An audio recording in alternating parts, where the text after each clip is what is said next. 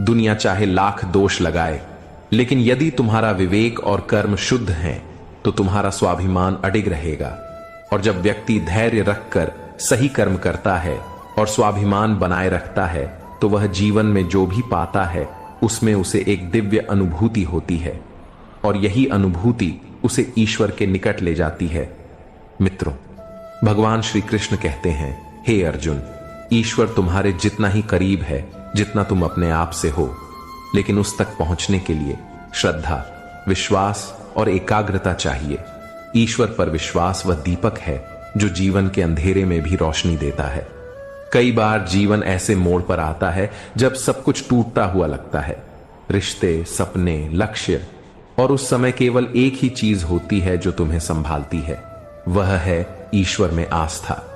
जो व्यक्ति प्रभु में भरोसा रखता है वह टूटता नहीं, क्योंकि उसे ज्ञात होता है कि कोई है जो उसकी पुकार सुन रहा है, कोई है जो उसे उसकी क्षमता के अनुसार परीक्षा में डाल रहा है।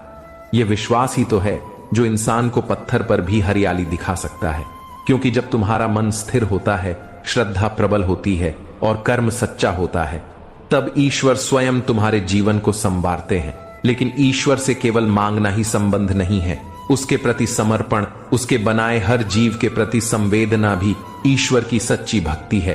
अगर तुम अपने कर्म से दूसरों के जीवन में रोशनी ला सको तो वह भी ईश्वर की सेवा है।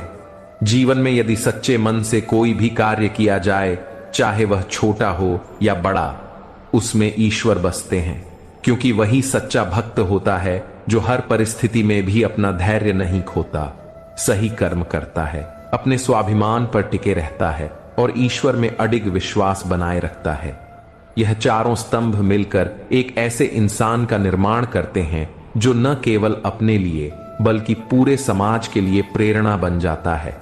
ऐसा व्यक्ति न कभी किसी से ईर्ष्या करता है, न शिकायत करता है। वह जानता है कि जीवन उसकी परीक्षा ले रहा है और उसे हर बार विनम्रता, समर्पण और कर्मशीलता से उत्तीर्ण होना है। याद रखो, जब धैर्य से कर्म होता है, स्वाभिमान से जीवन जिया जाता है और ईश्वर पर विश्वास अडिग होता है, तब भाग्य भी स्वयं हाथ जोड़कर खड़ा हो जाता है।